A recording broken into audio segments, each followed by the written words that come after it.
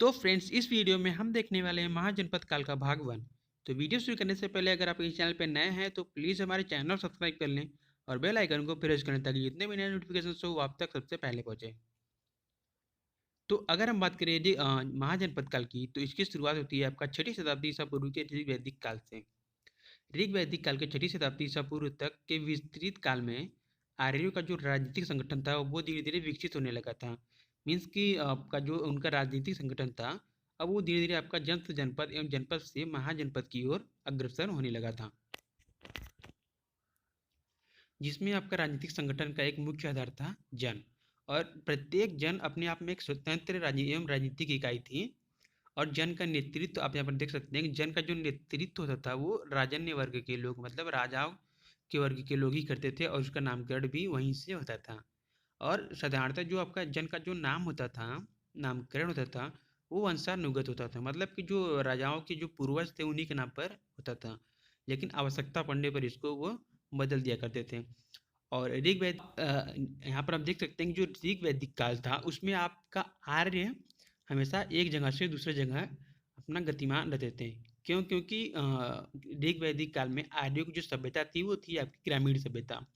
अब ग्रामीण सभ्यता में लोग खेती करते हैं, और जब खेती करते हैं यहाँ से एक जगह जब रुकते खेती करते हैं तो वहाँ की जो मिट्टी थी, हालांकि उस समय उतनी जनसंख्या थी नहीं, तो मिट्टी आपकी उपजाऊ होती थी। अब जब उस पर खेती करते हैं, अब कुछ समय बाद जब वहाँ की मिट्टी अनुपजाऊ होती तो वो धीरे फिर आगे की ओर अग्रसर हो जाते थे, जिस कारण वो गतिमान आपका आर्य हमेशा गतिमान रहते थे। उसके बाद आता है आपका उत्तर वैदिक काल। अब उत्तर वैदिक काल में क्या होता है कि जो आपके आर्य थे वो धीरे धीरे अस्थायी होने लगे। जब वो धीरे धीरे अब अस्थायी होने लगे आर्य, तो उनका जो जन था, जन समूह था, वो धीरे धीरे आपका जन से जनपद की ओर बढ़ने लगा। जन से आपका जनपद की ओर बढ़ने लगा। अब जनपद बन गया, तो अब जनपद का जो स्वामित्व का जो अधिकार था वो जन समूह में से आपका किसी एक क्षत्रिय को दिया जाता था। तो यहाँ पर आप देख सकते हैं कि जो आर्य हैं वो आपका निरंतर गतिमान रहते थे। ओके, ठीक है। तो अब उत्तर वैदिक काल में जो उनका नामकरण था जनपद का, वो भी आपका क्षत्रिय के नाम पर ही किया जाता था। हाँ, जनपद का जो फिर नामकरण होता था उस समय उत्तर वैदिक काल में, तो क्षत्रिय के नाम पर ही होता था, जो उसका जनपद का स्वामित्व होता था, उसके नाम पर ही आपका नामकरण भी जनपद का होता था। और कुछ आपके ऐसे भी जो जनपद थे जिन जिनका नाम आपका बहुवचनांत होते थे। बहुवचनांत मीन्स कि आपका वो जनपद भी होते थे और जन भी होते थे। जैसे कुरुओं का प्रदेश भी था।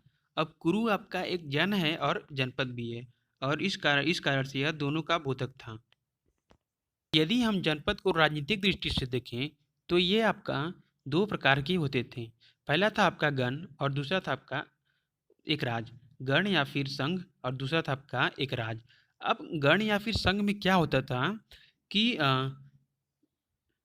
इसमें आपका जो क्षत्रिय थे वो एक ही कुल के होते थे। एक ही कुल के क्षत्रियों का इसमें राज्य था। गण और संघ में, गण और संघ में आपका एक ही कुल के क्षत्रियों का राज्य हुआ करता था।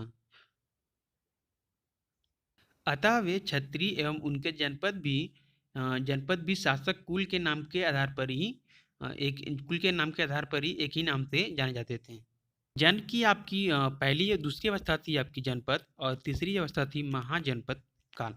अब इसमें होता क्या था कि जो आपके जनपद के जो क्षत्रिय थे, अब वो धीरे धीरे दूसरे जनपदों पर आक्रमण करते हैं और उसको अपने स्वामित्व फिर अपने अधीन कर लेते हैं। ऐसे भी जनपद थे या फिर कुछ ऐसे भी जनपद के क्षत्रिय थे, तो जो आपका विवाह संबंध के आधार पर राज्यों को अपने अधीन करते हैं। और कुछ ऐसे भी थे जो आपका युद्ध करके दूसरे जनपदों को अपने अधीन करते। तो ऐसे क्या होता था कि धीरे धीरे आपका महाजनपदों का निर्माण होता गया। ठीक। तो अब धीरे धीरे जब आपका महाजनपदों का निर्माण होता गया, तो निर्माण होता है आपका 16 महाजनपद। बात करें 16 महाजनपदों की, तो इसका सर्वप्रथम उल्लेख मिलता है आपका अंगुत्तर निकाय।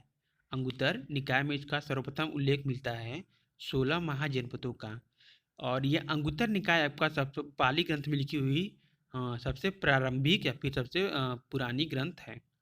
पुरानी ग्रंथ में से एक है, जो आपका भगवान बुद्ध के जन्म के पूर्व ही लिखी गई थी।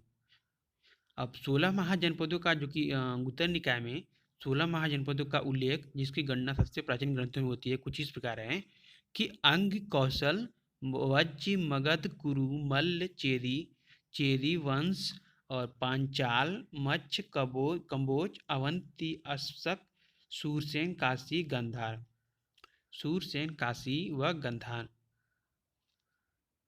तो इसमें कुछ ऐसे भी महाजनपद थे जिनका आके राजाओं के नाम पर ही उस महाजनपद का नाम होता था। अब जैसे यहाँ पर देख सकते हैं कि पांचाल, तो आप यहाँ पर देख सकते हैं कि पहला जो था आपका पांचाल, ये होता था आपका पांचाल नरेश के नाम पर, पांचाल महाजनपद पांचाल नरेश के नाम पर।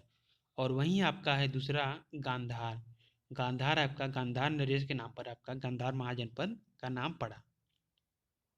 तो वहीं अगर हम बात करें जैन ग्रंथ की, तो यह भगवान बुद्ध के जन्म के बाद का उल्लेख है जैन ग्रंथ, और इसमें पूरी तरह विस्तृत जानकारी है आपका 16 महाजनपदों के बारे में। और इसके अनुसार 16 महाजनपद कुछ इस प्रकार थे कि अंग, वंग, मगध, मलय, माला, अच्छ, वच्छ, कोच्छ और लाध, काशी, पाढ़, संभुत्तर, अवाह, कोसल, मल्ल और अवाह।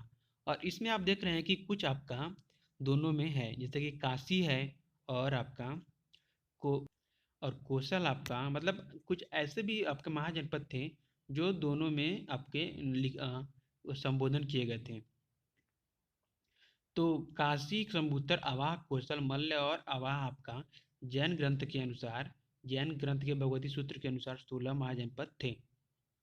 ठीक है, तो अगले इस तो आज की वीडियो में बस इतना ही, मिलते हैं फिर नेक्स्ट वीडियो में। तो अगर ये वीडियो आपको पसंद आया हो तो प्लीज़ हमारे वीडियो को लाइक करें।